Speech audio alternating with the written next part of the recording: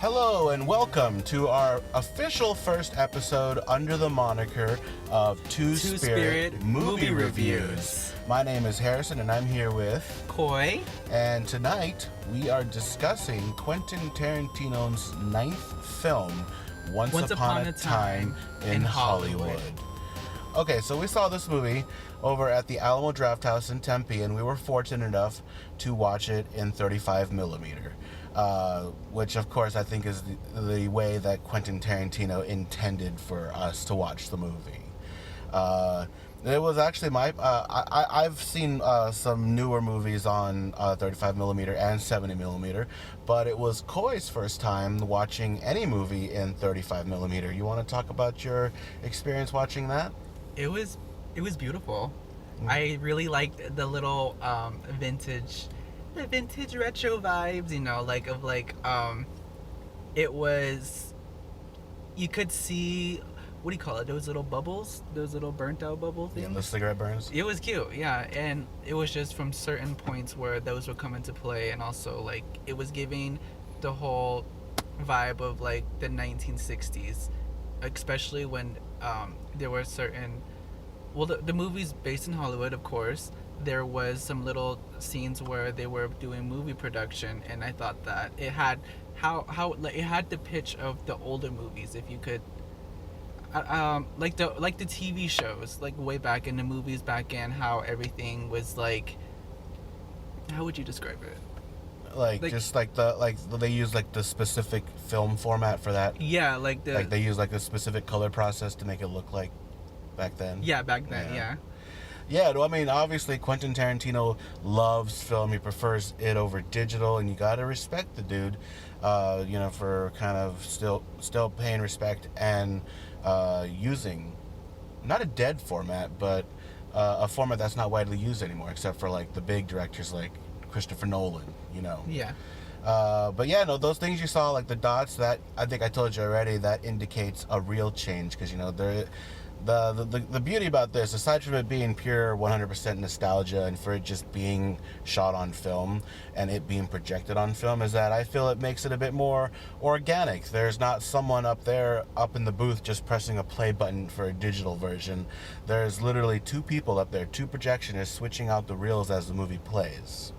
So, that's what that means. When you see those burns on the film, that means, real change, come on, Okay. So, yeah, I mean, obviously, I think the person who, there was someone who came up to the front of the theater, and they said that this was one of 55 locations nationwide showing this movie in 35 millimeter, or just projecting it on film.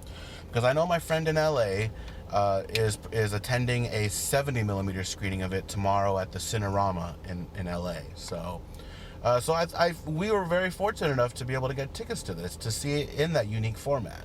And I'm probably going to watch it again just because I want to see what it looks like digitally. But still, it's a great movie. So, but yeah, no. I think what we're going to do here is we're actually going to split this review in two. The first is going to be discussing the first half of the movie, and the second half of this review is going to discuss that finale, essentially the last 20-25 minutes of the movie. And we only want to split that up because the second part of the review that speaks of the finale, we just can't not get into it without getting into spoilers. So yes. Yeah. And I mean, this review, we'll try to hold back on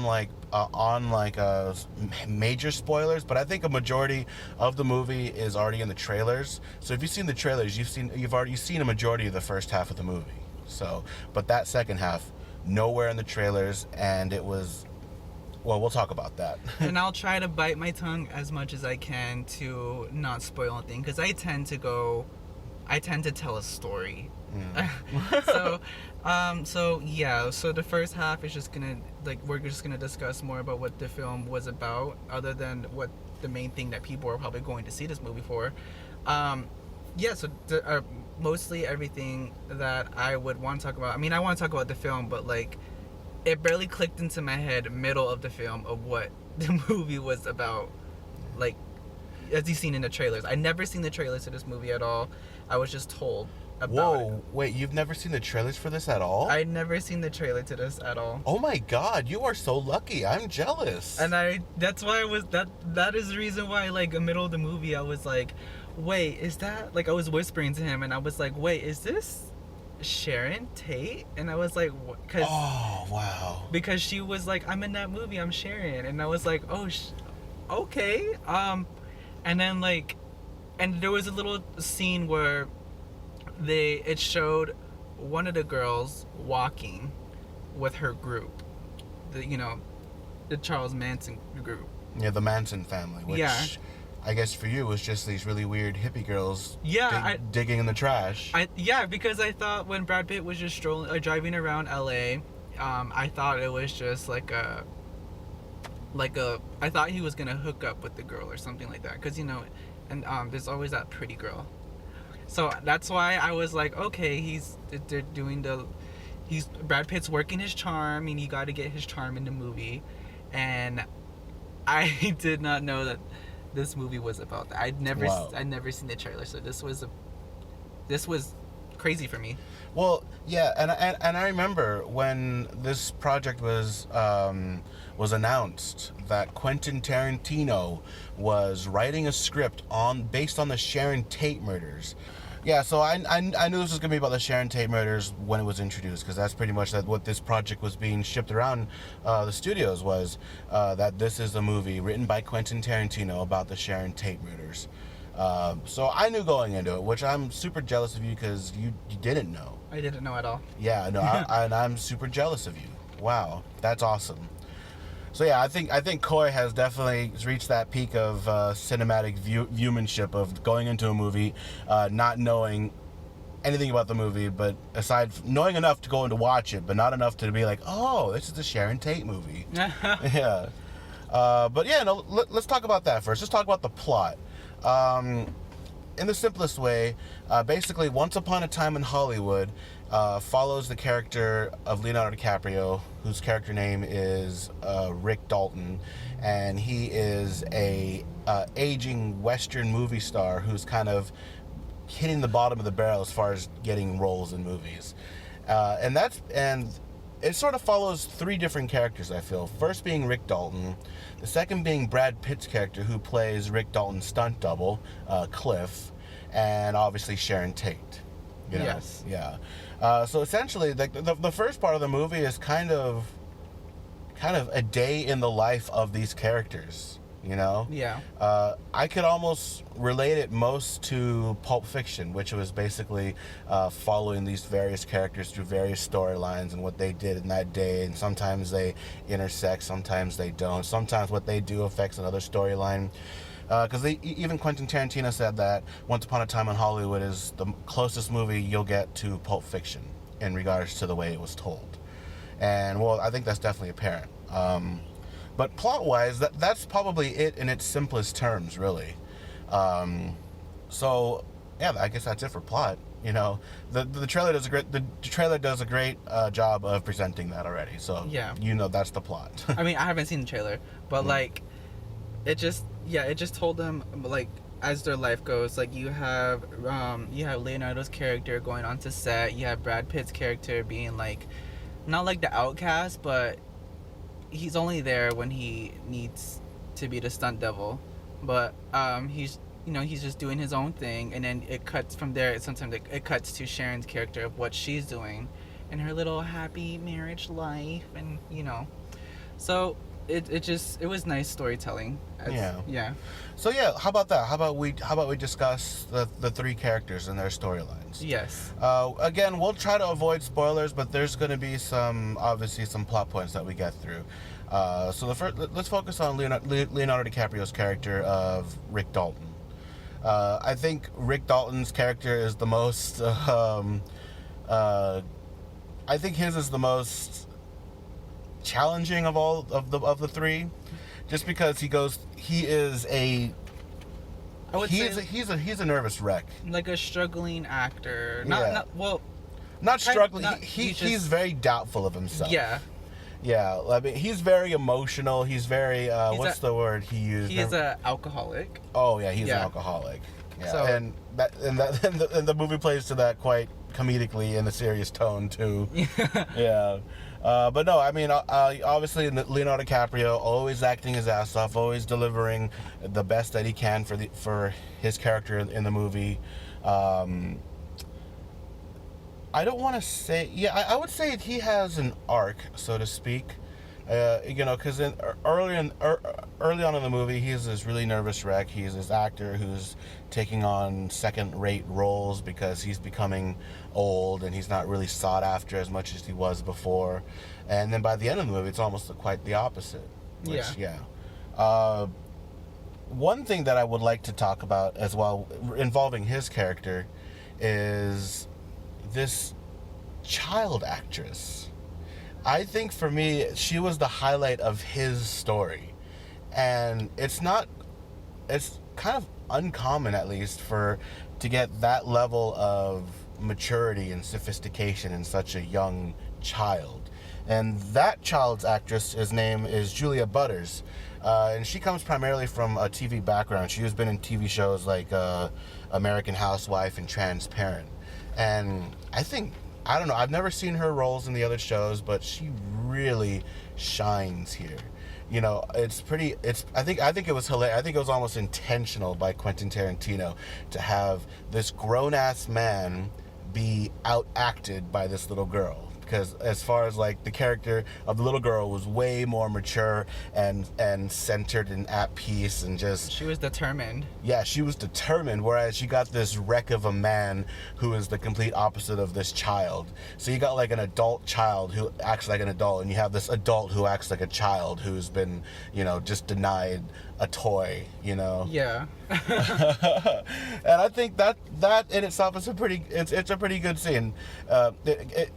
And just the way Quentin Tarantino handles it is beautifully, because it does it in a way where you feel sorry for the Rick Dalton character, but if you look at it just straight on, it's actually kind of hilarious. Yeah, you find yourself laughing, especially their conversation when they first meet on set. Yeah, because the scene starts with them sitting on the Western set, and the little girl sitting cross-legged, she's reading this big book, and then Rick Dalton's reading this little book, and the conversation leads to the books they're reading. Rick Dalton's reading like a little 80-page Western pulp novel, whereas this little girl is reading this thick book, leather-bound book that's a Walt Disney autobiography, and she's giving like really intense, in-depth analysis of the book, whereas Rick Dalton's like, oh, it's a Western novel, He's like, this is about how do you describe that guy that he was?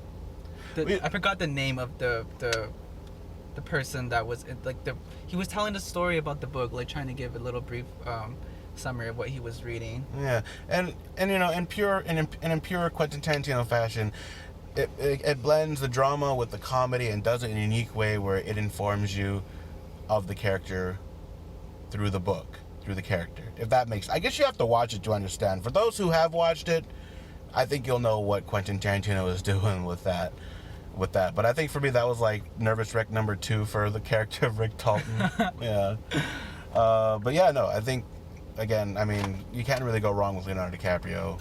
He's an amazing actor, and he's come a long way since dying in the ocean in Titanic. But yeah, no, and we'll get into more of those character arcs on the second part, which will be spoiler heavy. But I think for me, that's it for that character, really. Rick Dalton was an excellent character and portrayed by an excellent actor. Yeah, it was well handled. I loved it. Now let's get into, I want to say the best for last, so we're going to get into Sharon Tate right now. Okay. Sharon Tate, of course, portrayed by the ever so beautiful and ever so talented Margot Robbie. one of those. Yeah, one of those. I called her Margaret. Margaret. Oh my god. So I'm gonna call her Miss Robbie. Robbie. But Miss Harley Quinn. Miss Harley Quinn. But oh, she was so beautiful. When it first introduced her, she took off her scarf, her headscarf in slow motion. You know, Miss Robbie's beautiful facial features. Oh my god, like it's just a little slow motion of her taking off her headscarf, and her hair was not like her hair was straight down, parted in the middle, and she was so beautiful. And I didn't know who the character she was playing. I thought she was just gonna be like some happy girl that turns crazy. That's what I thought the whole film was gonna be about, or something like that. Like something was gonna go crazy. Like I don't know what was gonna happen. I never knew that this was gonna be partially centered on the Manson murders. But, yeah, well, no, that's the thing. I think Tarantino adds into the movie, that if you know your true crime, there were definitely a lot of hints sprinkled out. The first and very obvious big hint was the close-up shot of Cielo Drive, which is obviously where the crimes were committed. Yeah. And if you know the era, you know the street, you know what you know the shit that's gonna go down. Mm-hmm. You know, but no, Margot Robbie, the character Sharon Tate is such a beautiful, innocent character in this movie. Yeah. You know, I mean, she didn't really endure too much in the first half. She was just the pure, innocent soul that she probably was in real life. Yeah. You know, so I mean, you know, she was just a sweetheart. I think that's kind of like if ever the day comes where I become so famous that one of my movies plays in a movie theater, I feel that's something I would have done. Because in the movie, the character Sharon Tate goes into a movie theater just randomly to watch one of the movies that she's in, and she just kind of, you know, sits there, looks at the screen, admires herself, and then most importantly, she admires the audience reactions. Yeah. Yeah. I mean, I thought that was sweet, you know? And I was like, Quentin Tarantino, you sly bastard. You know, for people who don't know who Sharon Tate is or what became of her in real life, this was an excellent way to connect with that character on a spiritual level. Yeah. Like, it prepares you for, like, this woman is gonna get mutilated, you know? And it was just this is her innocent. This is you connecting with this character before she meets her demise. Yes, like, just feeling so... It's kind of like you will get attached to her character just to... If you know Sharon Tate's fate, then you would be like, oh no, like, she's so sweet and innocent. She's so beautiful. Like, why? Why would someone do this to her? And like she's buying a book for her husband, Roman Polanski. I'm like, oh no. And the way she was in the theater just watching herself, and there was a scene what she was watching in the movie where she was copying the moves that she learned. Mm-hmm. Yeah, and I thought that was pretty sweet. And she gave up like a really like cute nerdy vibe, I guess you would say. Mm-hmm. Like I was like, oh, she's a sweetheart. Yeah. I mean, there's no doubt about it. Margot Robbie, I think, pulled off this role beautifully. You know, be sweet, be innocent, be beautiful, and she's all three. Yeah. Yeah. I think that's really it for the character there. Even for the finale. I mean, I think she did an excellent job. I mean, there's no complaints there, really. Yeah. Yeah. So now let's get into, I think, what a lot of people will like the best is Brad Pitt's character of Cliff, the stuntman. Stuntman Cliff. Gosh, Brad Pitt is still fucking sexy. Oh, he's so... Yeah, that shot's in the trailer. Where he takes off his shirt, working on the antenna. Oh, I was like, ooh. I was like, suddenly, I have no clothes on. But it was just, I loved his character. I was hoping that the audience would react to that a little bit more. I think I was the only one that was like, oh, hey. I heard you. I was too stunned to say anything. I was like, oh, fuck. Yeah, but I mean, I just wanted to start off with that little fun little quip. But I think that that the Brad Pitt character Cliff has a little bit more to do with the Manson family than all the other characters. Yeah. But before we get into that, I think one of the highlights of the movie is going to be the characters that he meets. First being the most excellent portrayal of Bruce Lee that I've seen in a movie. Oh yes. Yeah, the way he moved, the way he talked, almost, because I've seen Enter the Dragon. I love that movie, and just the way he emulates Bruce Lee is spot on. Yeah, he even looks. He even like looked him. like him. Yeah, and he was dressed in his iconic costume for the Green Hornet. The driver, whatever, the usher costume.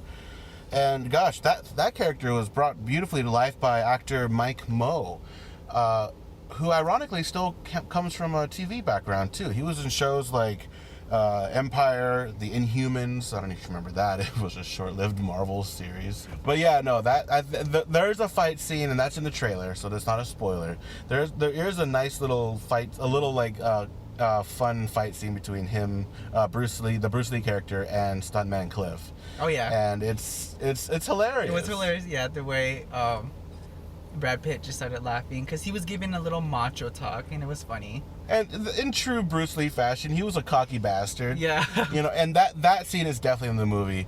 My hands are registered as lethal weapons. I kill you, I go to jail. It's like, anyone who kills anyone goes to jail. It's called manslaughter. And I'm all like, oh, god damn it. There's that sly Quentin Tarantino we love. But that fight scene is definitely, I think the first highlight of that character. Yeah. Yeah. But then we go into the Charlie Manson, the Manson family aspect of it. Okay, so we're going to talk about when he arrives, right? Yeah. Okay. So, as again, there was one of the girls from the Manson family. You'll keep seeing her throughout the movie until she's always trying to hitch a ride. So he meets her, and she's like all hippied out. She's already screaming, "Fuck you to the pigs!" Not fuck you to the pigs. Fuck you pigs to the police. And I was like, okay, like, where is this? Like, I thought she was a rebellious teenager or something. This is when I kind of caught on that. Well, no, this is when I did caught on that Sharon Tate. That's when she was watching, her thing at the theater, and it cut to Brad Pitt and his character picking up the girl. I forgot. I want to know her name. I liked her. Yeah, it wasn't like a name. It was like a. No, the leader had a weird name. Yeah. Yeah, but she was very clearly a part of the Manson family. Yeah. Yeah. And so they head to their little ranch, and when they arrive to the ranch, it's like, it's all dusty, like a desert. There's it's like a horse ranch. Obviously, yeah, there's horses there, and there's just nothing but women. It was crazy, and I was like, okay. And it cuts to the part where they're all in the living room, and they're like, there's a car coming, and then the mother. Was it the mother? It was like the leader. Like the leader. Aside from Charles Manson, it was like the woman leader, I guess. Yeah. And she was like, Mama Bear. Mama Bear. She told her to stand by the door just to see who it was. Oh, her name was Pussycat. Pussycat. How the fuck could we give it? I love pussy. Yeah, we do. Yeah, we all do. Okay. But no, that scene in particular, because there's a big build up, because historically that's a real place, the Spawn Movie Ranch. Yeah. And even historically, if you knew more about the true crime aspect, we know that's where the Manson family was staying. Yeah. And that's the first time where we get into that trademark Tarantino tension. Yeah, that's when the music kind of dies down and it gets really silent, kind of like the sound from a suspense movie, just the music cuts off and Brad Pitt's walking. You'll just hear him walking. Because Tarantino at that time, he knows he has us by the balls. Yeah. He's like, I'm gonna build this tension up for you because something's fucking wrong. Yeah. But then, nothing's wrong. Yeah, nothing was wrong. And that's perfect. It's like, the film plays to your expectations. Like, I knew this is the Sharon Tate murders. the murders have to happen in this movie. It's building up to that. Is this character gonna get killed? Is Brad Pitt gonna get fucking murdered here by the Manson family? And then it's like, I thought he was gonna at least get kind of like scared off, probably scared off, but probably stabbed or something. Yeah. That's what I thought he was gonna escape. That's why the music was, the tension of it was building up. I thought something was gonna happen because the mama bear ordered everybody to go outside. Well, because he was trying to talk to one of his old friends that he recognized from a long time ago. He was in a movie with this guy, and I thought that that guy wasn't there. yeah, I thought he was just a rotting corpse, Yeah, I thought he was. Yeah, I thought he was just a rotting corpse, and turns out he's blind. And then turns out he's blind, alive, and nothing's wrong. Yeah, he's just very forgetful. Very forgetful. And but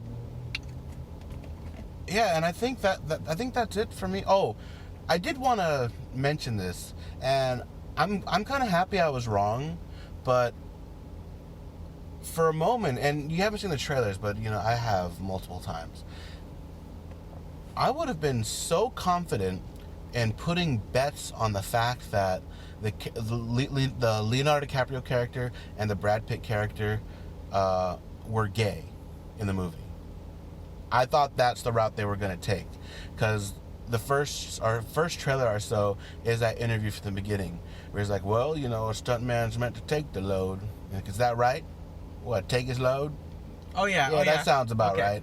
I really thought that maybe they were like secret gay lovers from the trailers, but that's not the case. And I'm kind of glad they did that, because now it's more of like a brotherly bond. Yeah. Which I was totally okay with.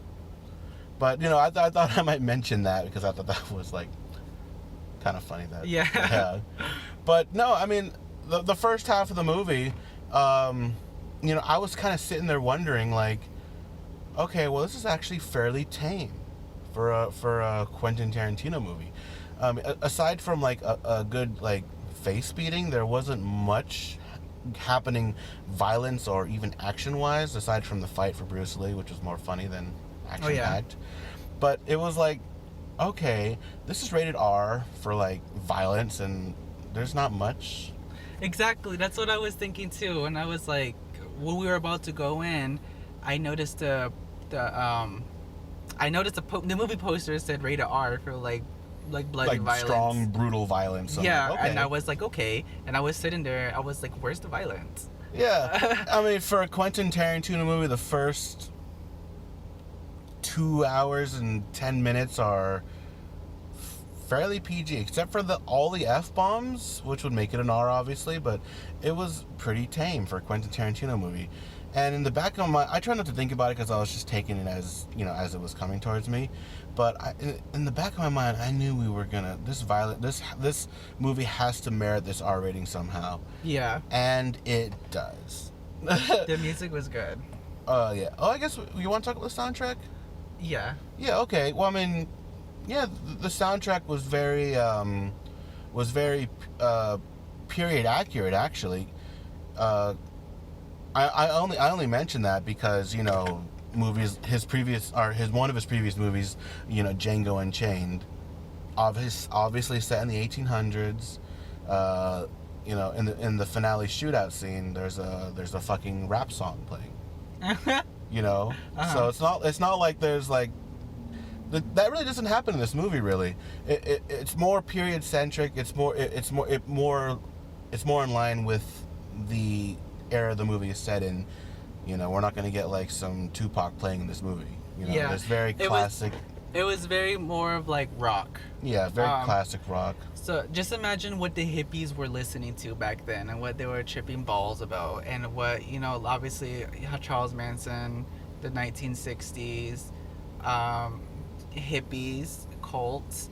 Imagine what they would listen to. Like, I'm pretty sure like the Beatles or something like that. Like, just record playing too. There was record like vinyls in that movie, record players. So what those kind of movies will not kind of movies, kind of music that it's kind of known for way back then. Yeah, and just much like Quentin Tarantino's other movies and how he decides the music, there's no original score written for this. It's all driven by previously recorded music. I happen to notice in the trailers that are in the end credits that there was a lot of Charles Bernstein being used. As far as anything else with music with lyrics, you got me on that, because that's the kind of music that I really wouldn't normally listen to anyways. But yeah, terrific soundtrack. I'm pretty sure it'll make a killer collection on vinyl for all you collectors out there. Usually I would like to talk about the cinematography, but I mean, there really isn't much to talk about really, aside from it being well shot. It was shot on 35mm film from his previous cinematographer from Hateful Eight and Django Unchained. And I think he did Inglourious Basterds. I don't know. I'd have to look that up. But I think that might be it for the first half of this review. Yes.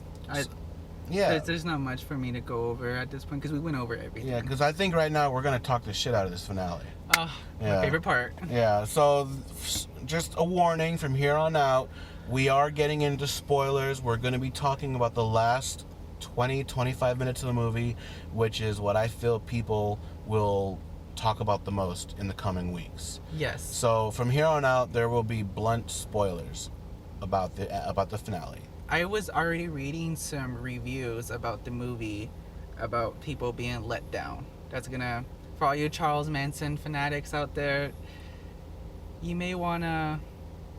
This is Quentin we're talking about. So he is going, he's gonna switch it up again, as Harrison mentioned to me this before, about in one of Quentin's movie of Inglourious Basterds, how Hitler was killed. Like, Hitler didn't die like that. So it wasn't going in that direction with Sharon, unfortunately. Yeah. No, leave it up to Quentin Tarantino to rewrite history. And I honestly cannot imagine people getting mad at this finale. I thought it was fucking amazing. It was. The whole thing was switched up. Like, everything was going towards Sharon's direction. It was building up to it. Because that's when... it was just building up to it when the hippies were all in the car waiting, and it was dark time. It was nighttime, and Rick Dalton and Brad Pitt's character Cliff were inside the house, and I think we're just gonna outright say that the Manson family doesn't target Sharon Tate. They target Rick Dalton instead. Yeah, they had a change of heart. Yeah, because I like their reasoning. They were all like, when we were growing up, we watched murder on TV. If it wasn't I Love Lucy, it was murder. So let's murder these people who taught us how to murder. Yeah. And I was like, okay, all right, I understand that. And there's this awesome backstory that I read about, because Quentin Tarantino had to get this approved to use the Sharon Tate character. So he had to go to the living descendants of Sharon Tate. And can you imagine that? Going up to at least before we saw the movie, I was like, going up to someone like that and saying, hey, I want to make a movie about your so-and-so, your relative's brutal murder, Yeah. And I'm like, oh, that's got to be kind of like really awkward. But I can actually see that meeting going down. I can hear Quentin Tarantino talking about what's going to happen, and then the living Tate member saying, fuck yeah. Because what happens in the finale, and remember, spoilers, so you're hearing this, there's a spoiler warning. And this is your fault if you keep listening. Yes. I feel that the Tate members, the Tate family, approved this movie because of the way the murderers died at the end. Yes. The murderers die in such brutal, hilarious ways at the end. And all at the hands of Brad Pitt's character, who's tripping on acid, a dog, Brad Pitt's dog, and Leonardo DiCaprio, who's confused and also has access to a flamethrower. Because there is at the beginning of the film, it shows him in his early works of his film when he was using the the flamethrower, because he was in a Nazi movie, or in Germany, and he busts through the door and he just torches all the Nazis. So you wouldn't think that he would still kept the that's in the trailer, and that's what I love about Quentin Tarantino, and this is why I want to watch it again, mainly because Quentin Tarantino, obviously master filmmaker, master screenwriter, and everything. Unknowingly, the parts you don't think are important are actually really important. The first half of this movie sets up the finale so intricately that unless you don't know it's coming, you don't see it coming at all. Yeah. You know, like I was like, that's a funny scene with the flamethrower. Haha. It paid off beautifully in the finale. You know, the acid cigarette, that played off beautifully too. The fact that the dog is trained so well, and that plays off in the finale.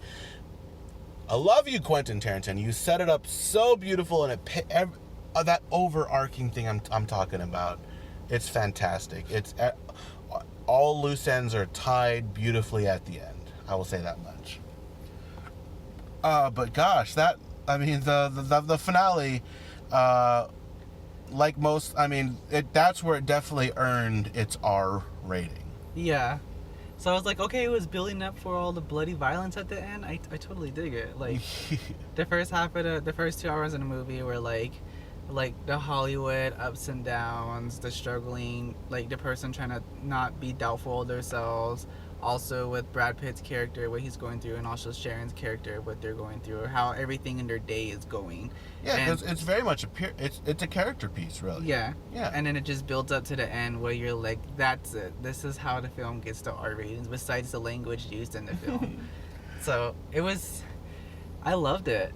Yeah, and So, you would think like Charles Manson, like you would think it's like scary and everything, but it was pretty funny. It was funny. No, it's unusual Tarantino style. It's I call it dramedy, comedy with some drama with some comedy, you know, and that's just his style. That's just his style. And one thing I want to mention is that line, which if you follow, I might think about another line. Oh. But like, if you know his filmography enough, you know he does the "Let's go X." Well, I'll just explain it. In Reservoir Dogs, it's "Okay, Ramblers, let's get ramblin'." I'm like, okay, I can dig that. And that same line was actually reused in From Dusk Till Dawn. And in From Dusk Till Dawn, which Quentin Tarantino wrote and starred in, he was like, all right, vampire killers, let's kill some fucking vampires. And in this line, there's like a take on that, which is, okay, pig killers, let's kill some pigs. Piggies. And I'm all like, oh yes, you came full circle with that. I mean, you got your trilogy of those lines, and I was like, that's a little slight little nod to fans who are paying attention to his dialogue, you know. Yeah. Yeah. And yeah, I think that, Once Upon a Time in Hollywood, man. I think when it comes down to it, I don't think it's my most favorite Quentin Tarantino movie. I think for me personally, that for me goes to Kill Bill Volume 2. Specifically that one. And obviously through the years, Quentin Tarantino has matured as a filmmaker, as a screenwriter. You know, he got married, you know. And I think this is his most mature script up until the end, where he just kind of goes full on classic Tarantino with the violence. Yeah. You know, because it's very intricate. It's very layered. All the characters have problems. They're getting through it. Rick Dalton's character is an alcoholic, struggling with getting good acting roles. Brad Pitt's character is struggling as a stuntman as well. Yeah. And Sharon Tate, you know, she's oblivious to what's happening around her, and she just kind of is the most innocent thing in the world, you know. Carrying on with her marriage. Yeah, you know, it's like it's if anything, it's an excellent character piece for the first half. Yeah. And I quite enjoy that. And you know, this whole movie in itself, is one giant passionate love letter to the golden age of Hollywood. Yeah. The movie takes place in 1969, which a lot of people would agree would be like the end of the golden age of Hollywood. We start getting to the 70s, where we get more into like more darker character pieces, and then 8 years later we get Star Wars, You know, this is kind of like the last golden era of Hollywood. And Yeah. Quentin Tarantino being Tarantino, this is his love letter to that era, and it's done beautifully. Yes. You know, I think it gets a 10 out of 10 for me. Mine is a 9.5. A 9.5. Okay, but that's still a good rating, guys. That is really good rating.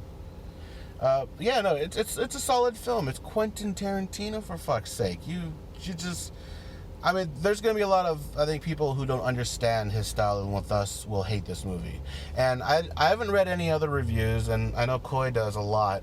And you said that a lot of people were disappointed by it because it didn't show the Sharon Tate murders. But yeah, because there was a lot of, well, I think some people who aren't really familiar with, I mean, I don't know who wouldn't know about Sharon Tate's murder, but like, if you hear Sharon Tate, it's obviously going to attract a large group of people, especially people who are like into murders and crime, and also from back then, like cults and stuff like that. Like anything that will attract that kind of audience, they would.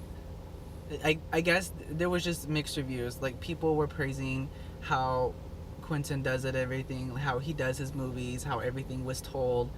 How the little mix, not like the grand finale at the end. And there's also the other audience of people who actually went to go watch this movie because of the Manson murders, because it drew them in, just to be disappointed or left mixed of why it went a different route.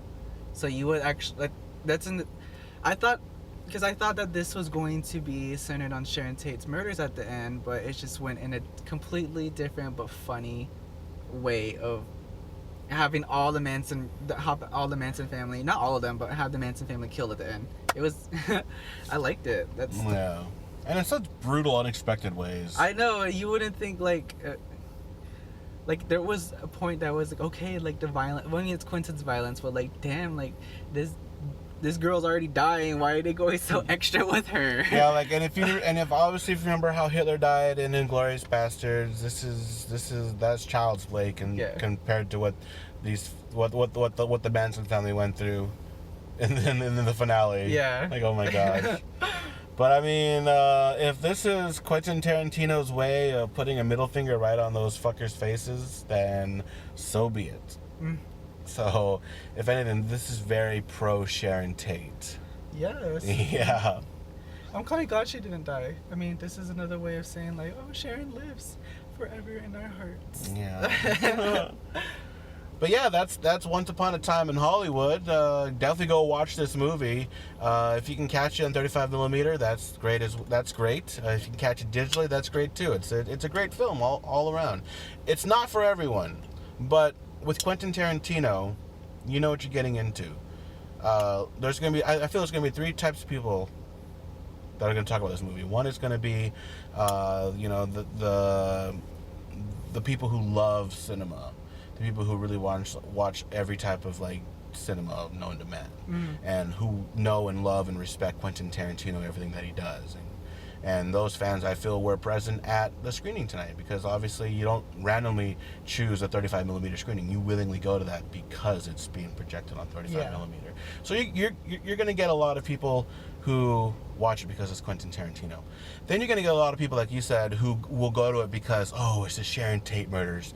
Those are going to be those macabre motherfuckers who want to see, that murder played out intricately on screen. We'll say this much: you will be disappointed, but I think something far greater happens than seeing some innocent people get murdered, because now we get evil people get murdered, and that's fucking awesome. Yes. Yeah, and if you want to see how the murders went down in detail, go watch Helter Skelter. Yes. Yeah, and then the third group of people is going to be like the people who don't even know who Quentin Tarantino is, and will see this just as that violent movie. Like what is it? 10,000 Moms. 10,000 Moms. Yeah, that group that's all like against like. Oh. Yeah. Is that with 10,000 Moms or whatever? But yeah, I can see those women banning this movie just because. Yes. So if you're listening to this review, you know exactly what kind of fan you are, and you should definitely go watch this movie.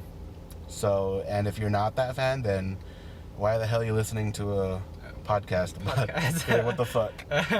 But yeah, go watch the movie. It's great if you love anything about the Charles Manson murders, you will be let down, but you will feel good about it in the end. Like you still get violence. That's all I can say. You still get the gore. All the moviegoers love the film that it was shot in 35 millimeter, then you would get a movie cinema boner about it. And yeah, if you love Quentin's work as well and his little shared universe of other films that he did, then you would like this movie too as well. I like that. Cinematic boner. I'd say that's the equivalent of this movie. That's Yes. it right there. Cinematic boner. Boner-inducing cinema, and not that kind. You also get a little cameo of the red app. What was it called again? Oh yeah, the red apple cigarettes in the Yes. Quentin Tarantino universe, which is more bluntly addressed in this movie than any other movie. And you get Leonardo. He's an actor. And he's doing the commercial for it. Oh, that's a mid-credit scene. So there is a mid-credit scene. Oh yeah, just to let you guys So know. so stay for the credits. It'll be worth it. Yes. Yeah. And that just about wraps up the review for Once Upon a Time in Hollywood. Next week we'll be reviewing Hobbs and Shaw. Yeah, the Hobbs and Shaw, which I think is going to be so ridiculously corny that it's going to be awesome. Oh yeah. Yeah, Like, that's the trailer a was bunch already. of- But you know what? If you guys seen the trailer, then you know. Yeah. Yeah, it's going to be a wild ride. Yeah. So yeah, this is our podcast. We're wrapping it up. If you guys do like our podcast and want to be hearing more, just give us a like and subscribe. I'm Cauy, and this is My name is Harrison. our Two Spirit movie reviews. Two Spirit Movie Reviews. Thanks for listening, everybody. Have a great rest of your day. Bye. Bye.